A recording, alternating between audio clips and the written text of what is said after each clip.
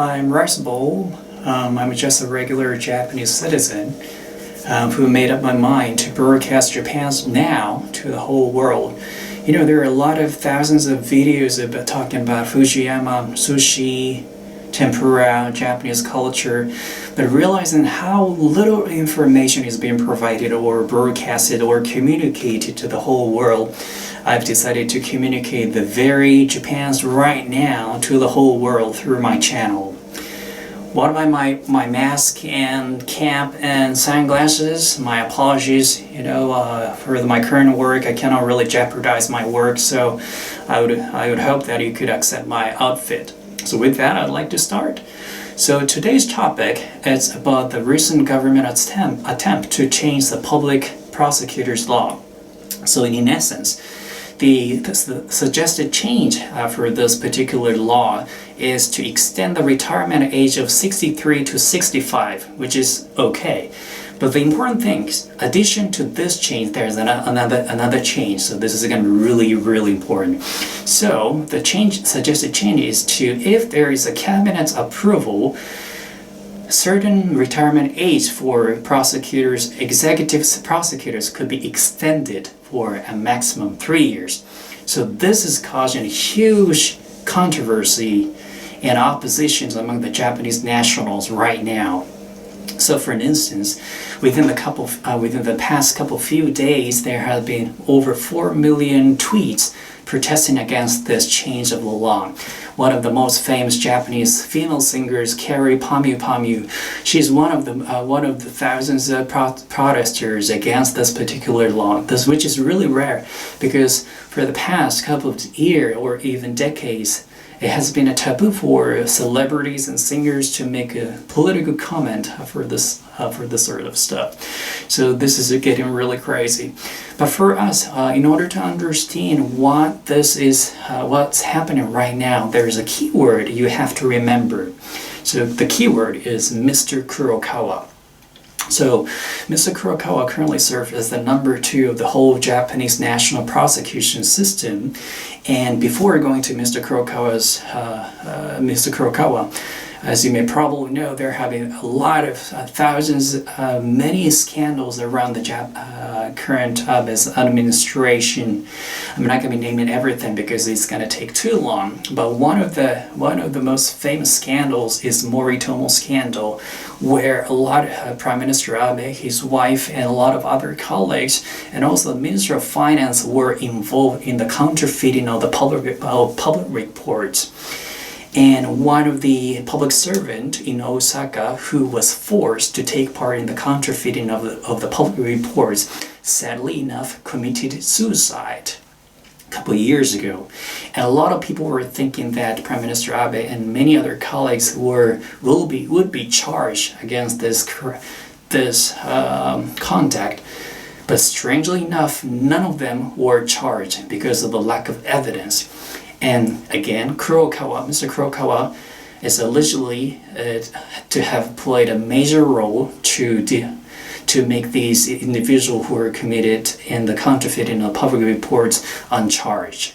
So clearly, he is very close to the administration. So, around a half a year ago, as a matter of fact, Mr. Kurokawa was reaching his retirement age in January 2020. But all of a sudden, strangely enough again, Prime Minister Abe decided to extend his retirement age against the law. This is really important. So Mr. Kurokawa still serves as the number 2 of the whole national prosecution system against the law still. And obviously, they were asked why they're doing this against the law. And do you know what they say? So they said they deliberately changed the interpretation of the law.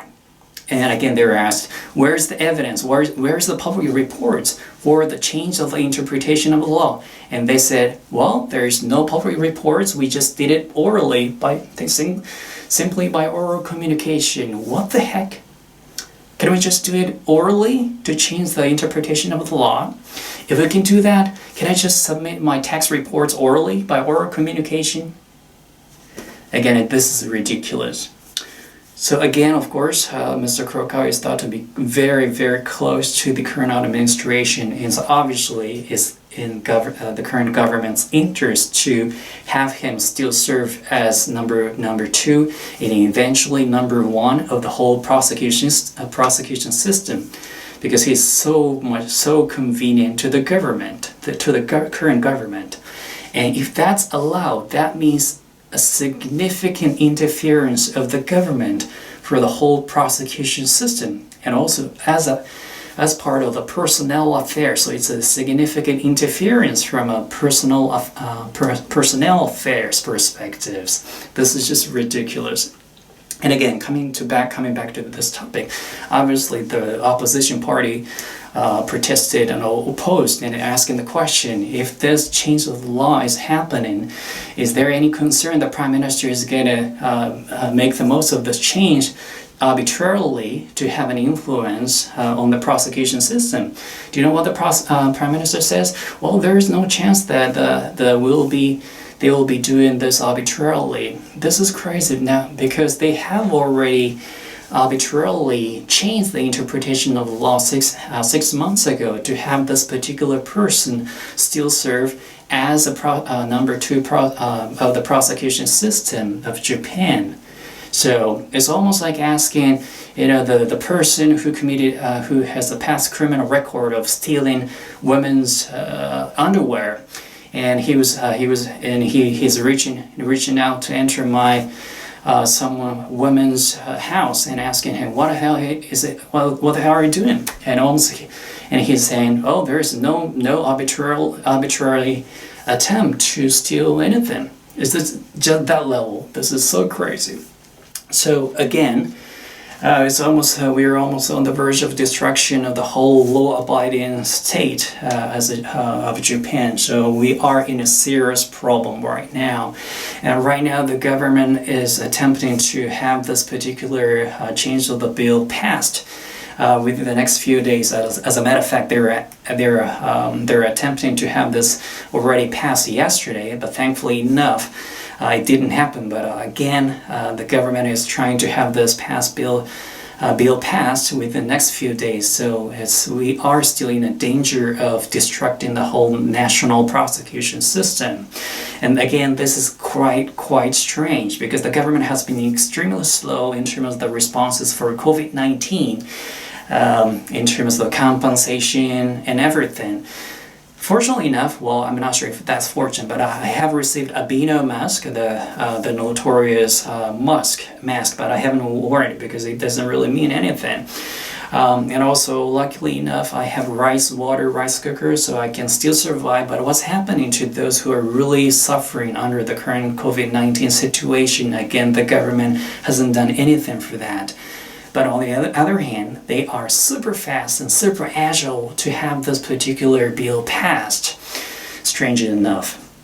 So that's where we are right now. So again, I was thinking we were living in a nation, we were part of G7 or G8 or whatever that is, and we're part of the leading economy, well, still, but it almost makes me feel like we're living in a country or countries of our neighborhood of absolute monarchy. I'm not going to be naming which country that is, of course, obviously.